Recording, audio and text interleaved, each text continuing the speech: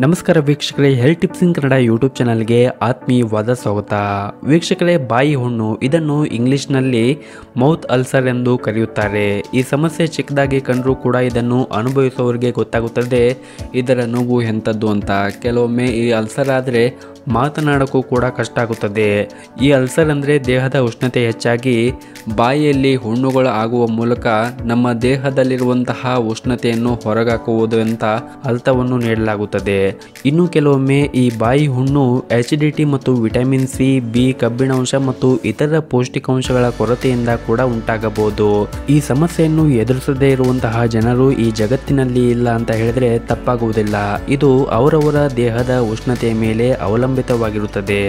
ಯಾರ ದೇಹದಲ್ಲಿ ಉಷ್ಣತೆ ಹೆಚ್ಚಾಗಿರುತ್ತದೆ ಅವರು ಈ ಸಮಸ್ಯೆಯನ್ನು ತಿಂಗಳಿಗೊಮ್ಮೆ ಅನುಭವಿಸುತ್ತಾರೆ. ಇನ್ನು ಕೆಲವರು 6 ತಿಂಗಳಿಗೊಮ್ಮೆ, ಇನ್ನು ಕೆಲವರು ವರ್ಷಕ್ಕೊಮ್ಮೆ ಆದರೂ ಕೂಡ ಈ ಸಮಸ್ಯೆಯನ್ನು ಎದುರಿಸುತ್ತಾರೆ. ಇನ್ನು ಈ ಬಾಯಿ ಹುಣ್ಣಿಗೆ ಕೆಲವರು ಮೆಡಿಕಲ್ ಶಾಪಿಗೆ ಹೋಗಿ ಡೈರೆಕ್ಟ್ ಆಗಿ ಔಷಧಿಗಳನ್ನು ತೆಗೆದುಕೊಂಡು ಕಡಿಮೆ ಮಾಡಲು ಪ್ರಯತ್ನ ಮಾಡುತ್ತಾರೆ. ಆದರೆ ಇದು ಬಹಳಷ್ಟು ಸಲ ಮರುಕಳಿಸುತ್ತಾ ಇರುತ್ತದೆ.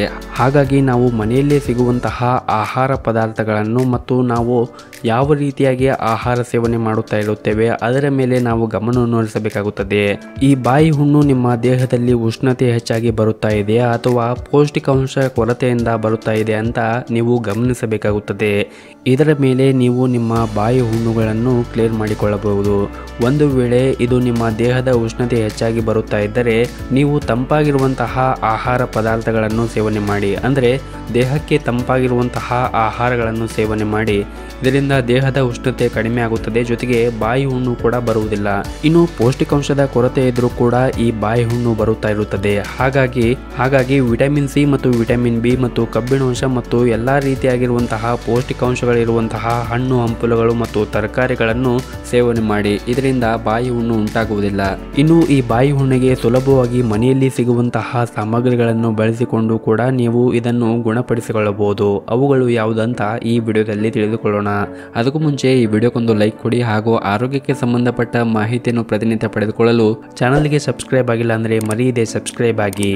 ವೀಕ್ಷಕರೇ, 1 ಚಮಚ ಗಸಗಸೆ ಮತ್ತು ಒಂದಿಷ್ಟು ಒಣ ಕೊಬ್ಬರಿಯನ್ನು ತೆಗೆದುಕೊಂಡು ಬಾಯಿಯಲ್ಲಿ ಹಾಕಿಕೊಂಡು ಜಗಿದು ಆ ರಸವನ್ನು ಬಾಯಿಯಲ್ಲಿ ಒಂದಿಷ್ಟು ಇಟ್ಟುಕೊಳ್ಳಬೇಕಾಗುತ್ತದೆ. ಈ ರೀತಿ ಮಾಡಿ ತಿನ್ನುವುದರಿಂದ ಬಾಯಿಯಲ್ಲಿರುವಂತಹ ಹುಣ್ಣುಗಳು ಒಂದೇ ದಿನದಲ್ಲಿ ಕಡಿಮೆ ಆಗುತ್ತದೆ. ಇನ್ನು ಎಳ್ನೀರು ಕುಡಿಯುವುದರಿಂದ ಕೂಡ ಬಾಯಿ ಹುಣ್ಣು ಕಡಿಮೆ ಮಾಡುವಲ್ಲಿ ಸಹಾಯ ಆಗುತ್ತದೆ. ನೀವೇನಾದರೂ ಖಾರ ತಿಂದು ಬಾಯಿ ಹುಣ್ಣಾಗಿದ್ದರೆ ದಿನದಲ್ಲಿ 2 ಎಳ್ನೀರು ಕುಡಿಯುವುದರಿಂದ ಬೇಗನೆ ಗುಣವಾಗುತ್ತೀರಿ. ಇನ್ನು ಜೇನುತುಪ್ಪವು ಕೂಡ ಬಹಳಷ್ಟು ರೋಗ ನಿರೋಧಕ ಅಂಶಗಳು ನೈಸರ್ಗಿಕವಾಗಿ ಹೊಂದಿದ್ದು ಇದು ನಿಮ್ಮ ಬಾಯಿ ತೇವವನ್ನು ಕಾಪಾಡುವುದರ ಜೊತೆಗೆ ಬಾಯಿ ಒಣಗುವಿಕೆಯನ್ನು ಕೂಡ ತಡೆಯುತ್ತದೆ. ಅಲ್ಲದೆ ಬಾಯಿ ಒಳಗಿರುವಂತಹ ಅಂಶಗಳನ್ನು ಶೀಘ್ರ ಬೆಳವಣಿಗೆಗೆ ಸಹಾಯ ಮಾಡುತ್ತದೆ. ನೀವು ಈ ಜೇನುತುಪ್ಪವನ್ನು ಹಾಗೆ ಹುಣ್ಣಿನ ಮೇಲೆ ಕೂಡ ಹಚ್ಚಬಹುದು. ಇಲ್ಲವಾದರೆ ಸ್ವಲ್ಪ ನೆಲ್ಲಿಕಾಯಿ ಪುಡಿಯ ಜೊತೆಗೆ ಜೇನುತುಪ್ಪವನ್ನು ಮಿಶ್ರಣ ಮಾಡಿ ಹುಣ್ಣಾದ ಜಾಗಕ್ಕೆ ಮೃದುವಾಗಿ ಸವರುವುದರಿಂದ ಕೂಡ ಬಾಯಿಯಲ್ಲಿರುವಂತಹ ಹುಣ್ಣುಗಳು ಬೇಗನೆ ನಿವಾರಣೆ ಆಗುತ್ತದೆ. ಇನ್ನು ಕಲ್ಲು ಸಕ್ಕರೆ ಮತ್ತು ಒಣ ಕೊಬ್ಬರಿಯನ್ನು ಚೆನ್ನಾಗಿ ಅಗಿದು ತಿನ್ನುವುದರಿಂದ ಕೂಡ ಬಾಯಿ ಹುಣ್ಣು ಕಡಿಮೆ ಆಗುತ್ತದೆ. ಸೊ ನೋಡಿದ್ರಲ್ಲ ವೀಕ್ಷಕರೇ, ಈ ವಿಡಿಯೋದಲ್ಲಿ ತಿಳಿಸಿರುವಂತಹ ಮಾಹಿತಿ ನಿಮಗೆ ಇಷ್ಟವಾದರೆ ಈ ವಿಡಿಯೋಕ್ಕೊಂದು ಲೈಕ್ ಕೊಡಿ ಮತ್ತು ಈ ವಿಡಿಯೋನು ನಿಮ್ಮ ಸ್ನೇಹಿತರಿಗೂ ಕೂಡ ವಾಟ್ಸಪ್ ಗ್ರೂಪಿನಲ್ಲಿ ಶೇರ್ ಮಾಡಿ. ಹಾಗೆಯೇ ವಿಡಿಯೋ ಕೆಳಗಡೆ ಕಾಣ್ತಾ ಇರುವಂತಹ ಥ್ಯಾಂಕ್ಸ್ ಬಟನ್ ಮೇಲೆ ಕ್ಲಿಕ್ ಮಾಡಿ ನಮಗೆ ಸಪೋರ್ಟ್ ಮಾಡಬಹುದು. ವಿಡಿಯೋ ನೋಡೋದಕ್ಕಾಗಿ ಧನ್ಯವಾದಗಳು.